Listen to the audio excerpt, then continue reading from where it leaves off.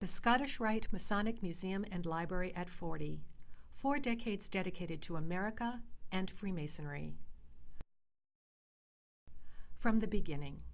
In 1968, the Supreme Council acquired 21 acres of land in Lexington, Massachusetts for the building of a new headquarters. Here, you can see the original house on the property, and this aerial view gives you a sense of the size of the purchase. Sovereign Grand Commander at the time, George A. Newbery, quickly saw broader uses for our prime space and proposed building a museum and library. His goal was to establish an institution, quote, whose purpose is to disseminate to a wide spectrum of our countrymen a better appreciation of the things that Freemasonry stands for: faith in God, moral integrity, universal brotherhood of men. He reasoned that since so many prominent Freemasons played a significant role in the founding of our nation, from George Washington to Benjamin Franklin and others, it would be appropriate for the Scottish Rite to sponsor a museum and library. His charge was to tell a thrilling story, the story of our nation and of the central role so many Freemasons played and continue to play in our history. With the nation's bicentennial just a few years away, there was no better time to inaugurate such an institution. Groundbreaking ceremonies were held on February 3, 1973, and construction commenced. Here you see the early stages of the foundation. In this photograph, the Maxwell Auditorium is under construction.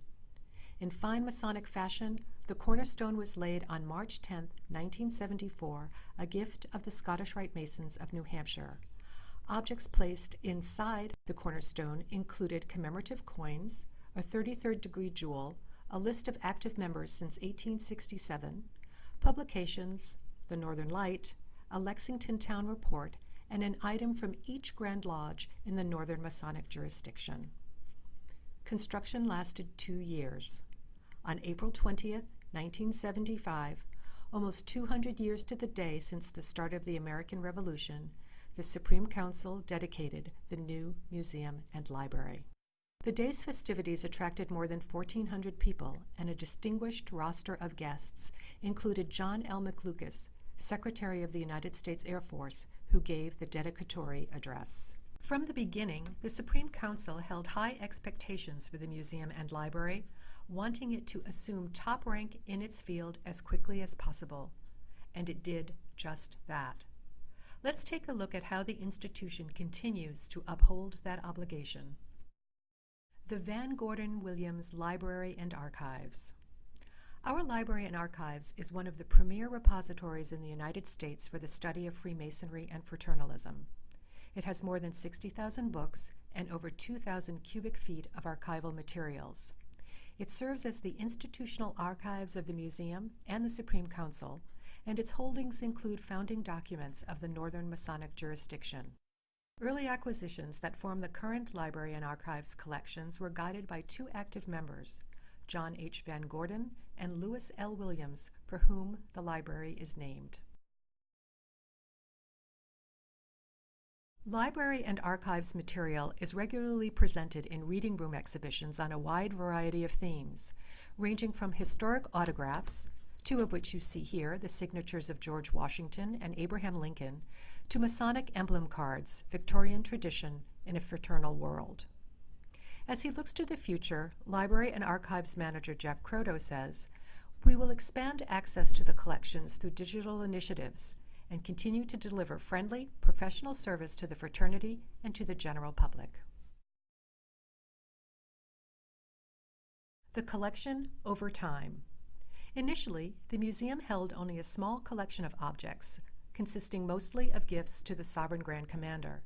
Today, the museum holds more than 17,000 objects, forming one of the largest collections of American fraternal and Masonic material in the country. Our fraternal collection includes more than 400 aprons, over 2,500 badges and jewelry, and more than 1,000 items of regalia. Since 2004, the museum has managed an additional 10,000 objects and documents on long-term loan from the Grand Lodge of Masons in Massachusetts. The museum and library seeks to be the historical society for American Freemasonry. To do this, we regularly add to our holdings through purchase or through gifts. In turn, We work to care for these objects in order to ensure their preservation for generations to come. We also collect objects associated with American history that relate to themes of liberty, patriotism, fraternity, and more. Amy Newell, Director of Collections, explains future plans for the collection this way. We seek to build our collection to tell a full and engrossing story of American Freemasonry. We will continue to explore how Freemasonry was expressed in the daily lives of Americans and how it fits into the context of our society and culture.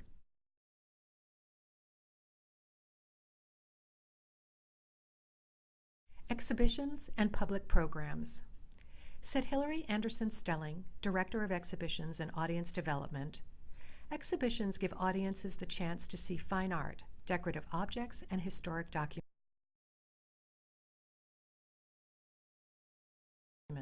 as well as to learn more about the history of Freemasonry in America. When the museum first opened to the public in 1975, staff worked with collectors and other institutions to create exhibitions. Over the years, the museum has borrowed many intriguing shows, such as Jim Henson's Fantastic World. As the museum's collection has grown, we have developed many exciting presentations drawing from that resource, including A Sublime Brotherhood, 200 Years of Scottish Rite Freemasonry in the Northern Masonic Jurisdiction. To date, the museum has presented more than 280 exhibitions. This spring, you can enjoy every variety of paintings for lodges. Later this year, you can look forward to selections from our clock collection in a new gallery show. We invite you to take part in the variety of programs we offer. Our current lecture series on World War I marks the 100th anniversary of the conflict.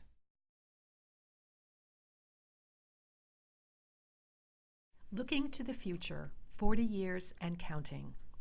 The consolidation of the Supreme Council and the museum and library under one roof helped put our fiscal house in order and secure the long-term financial health of the Scottish Rite and the museum, allowing both institutions to continue meaningful work for years to come. As we look to the future, the museum and library is reaching out to you by making more of our resources available online through ongoing digitization projects.